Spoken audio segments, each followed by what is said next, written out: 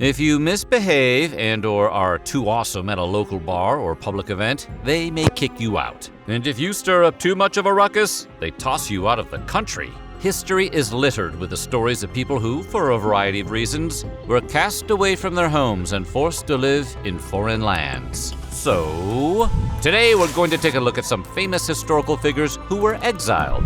But before we get started, be sure to subscribe to the Weird History channel. After that, leave a comment and let us know what other historical banishments you would like to hear about. Okay, time to take a look at our exiles files.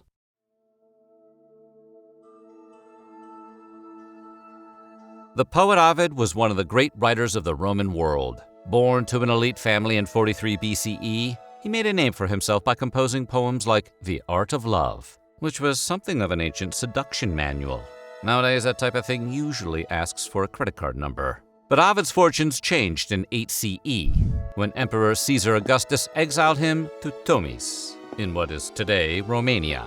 The full reason for the exile has been lost to history, with the record only stating that a poem and a mistake were the cause. It must have been some poem.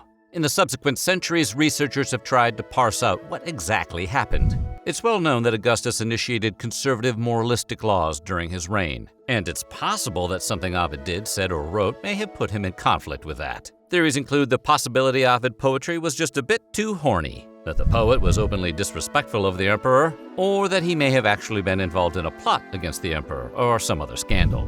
But these are just all guesses. Far from his friends and loved ones, Ovid was miserable in Tomis. He repeatedly wrote letters to his friends in Rome, asking them to make petitions on his behalf to end his exile. He also used his alone time to write what would become his signature work, Metamorphoses, a collection of mythic poems that is now considered one of the most influential works in the history of Western culture. Basically, he cranked out Stairway to Heaven under house arrest. But Metamorphoses or not, Ovid would never return to Rome. He wrote his final stanza in exile in either 17 or 18 CE.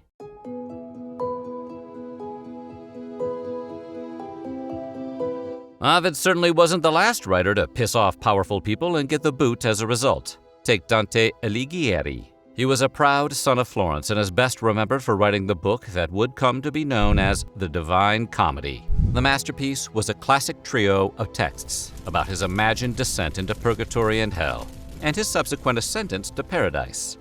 But he was also deeply involved in Florentine politics. In the late 13th century, Florence was torn over how much influence should the Pope have over Florentine affairs. Dante believed the Pope should have limited influence in the city. That was obviously not what the Pope and his allies wanted to hear. So when Dante refused to recant his beliefs or pay a fine, he was shown the door. They literally booted him out of the boot. Kicked out of his home in 1302, his punishment would eventually be extended to a life sentence, and Dante would never see his beloved home again. Perhaps taking his cues from Ovid, Dante used his newfound free time to write the aforementioned The Divine Comedy. In the book, he captures the eternal longing of an exiled Florentine to return home to Tuscany, writing, "You shall leave everything you love most dearly. This is the sorrow that the bow of exile shoots first. You ought to know the bitter taste of others' bread, how salt it is." Dante also uses the text of the Divine Comedy to absolutely dunk on everyone who wronged him, with one of his rivals literally drowning in a river of excrement. For a towering work of world literature, the Divine Comedy is remarkably petty. Dante worked on his epic diss track for around 20 years, finishing it just before he passed away in Ravenna in 1321, at the age of 56. And in 2008, the city of Florence retracted his exile and cleared the poet's name. Better late than never, we guess.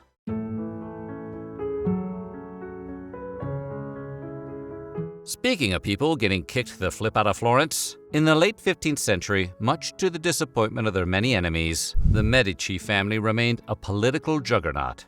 3 Medici men have even functioned as the city's most powerful rulers. First, Cosimo, then his son Piero, and finally Cosimo's grandson Lorenzo. His oil was known throughout the region. When Lorenzo passed in 1492, the mantle of leadership fell to his 20-year-old son, who was also named Piero. But politics wasn't really young Piero's thing, so when France invaded Tuscany 2 years later, he hastily struck a deal with the king, much to the outrage of the people of Florence. As you remember from the story of Dante, Florentines were really big on the whole exile thing. And, true to form, they cast Piero and the rest of his family out of the city. Hey, the Florentines are gonna Florentine. Piero didn't give up, though. He spent most of his exile scheming to return to Florence and reclaim the power he had lost. But he couldn't pull it off. He came to be known as Piero the Unfortunate, which was the 15th century equivalent of being called Piero, who sucks, or Piero the Giant Loser. He drowned in 1503, but his family was able to return to Florence in 1512. It wasn't the first time the Medici were exiled from Florence, nor would it be the last. Like we said, the Florentines loved a good exile.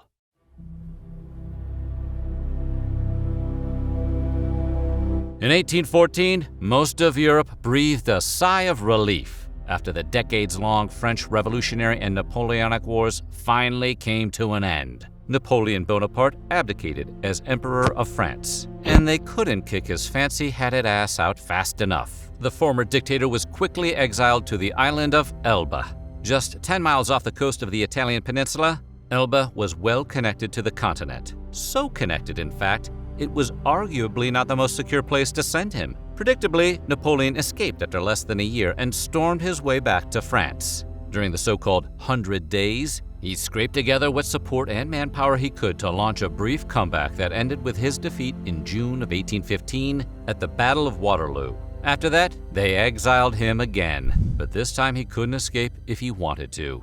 Napoleon was sent to the remote island of St. Helena in the South Atlantic, where there was little hope he could ever return to Europe. While on St. Helena, Napoleon killed time by writing his memoirs, and presumably playing a ton of Minecraft. He also made the most of the limited social circle that surrounded him and received whichever visitors stopped on the island, including colonial officials and dignitaries. Napoleon's stay on the damp, castaway island lasted less than 6 years. He passed away in 1821 at the age of 51.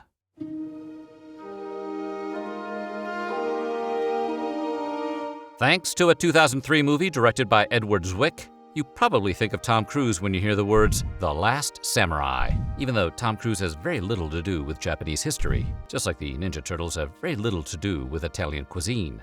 The Last Samurai title actually belonged to a man named Saigo Takamori, who overthrew the Japanese government and even challenged its successor state. But before earning his sterling reputation in the Japanese consciousness, Takamori experienced an exile.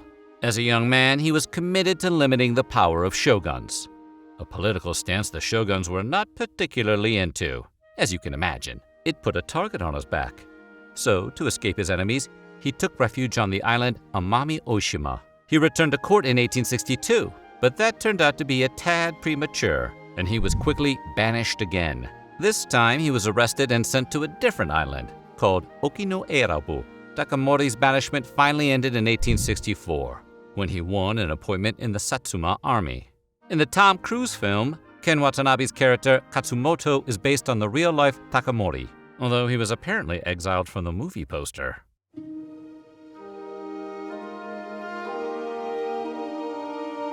Born in 1869 in the Russian Empire, 16-year-old Emma Goldman followed her sisters and immigrated to the U.S., escaping an arranged marriage and familial abuse. But life in the U.S. wasn't the paradise she hoped for, and in her discontent, she found radical circles, which soon gave her mentorship, ideas, and a lover. She embraced women's rights, workers' rights, and anarchism, along with a dash of violence in there for flavor. And since punk rock wasn't around yet, she poured herself into some old-fashioned activism. After a couple decades of writing, public speaking, protesting, striking, inciting a riot, planning an assassination, and some prison time, Goldman found herself vehemently opposed to the military draft at the start of World War I. She and others wound up in jail again for conspiring to induce men to defy federal law and not register for the draft. When she was released in 1919, the post-World War I Red Scare was in full swing. J. Edgar Hoover, then head of what we now call the FBI, had taken a personal interest in Emma, considering her one of the most dangerous anarchists in the country. So, under the Anarchist Exclusion Act, she, along with 248 others, were deported.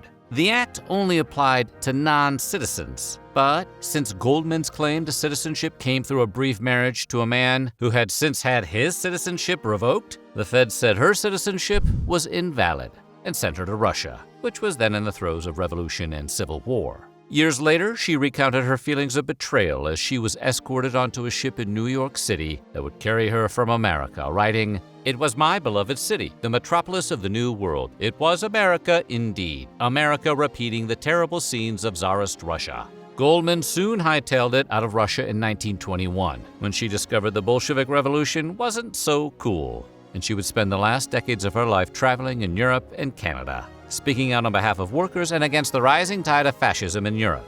Although she never lived in the U.S. again, she was allowed to return in 1933 to give lectures, with the stipulation her talks could only be about her autobiography and theater. It was only after her death that she would be allowed to reside in the U.S. After she passed in Toronto in 1940, she was buried in Chicago. That's a very cold choice.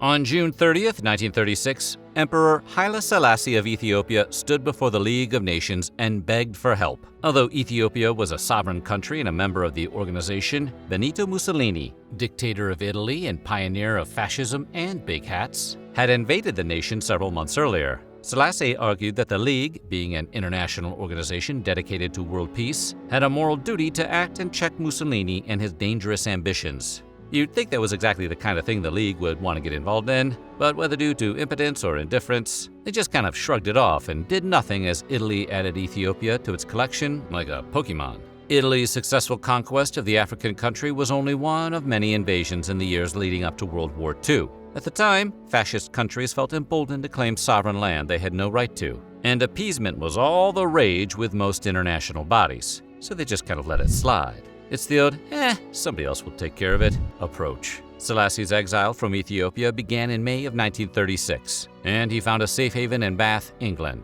Even in exile, Selassie continued to fight to regain his country. His perseverance paid off in 1941, when Ethiopian soldiers worked with the British to push Italian troops out of Ethiopia. Selassie could finally return home, where he spent most of his post-war years promoting African unity. Decades later, his authority was again undermined in 1974 when a military coup stripped him of power and confined him to his palace, proving once again that some emperors just can't catch a break. He passed away in 1975 at the age of 83. So what do you think? Did any of these people deserve to be exiled, or was it cruel and unusual punishment? Let us know in the comments below, and while you're at it, check out some of these other videos from our weird history.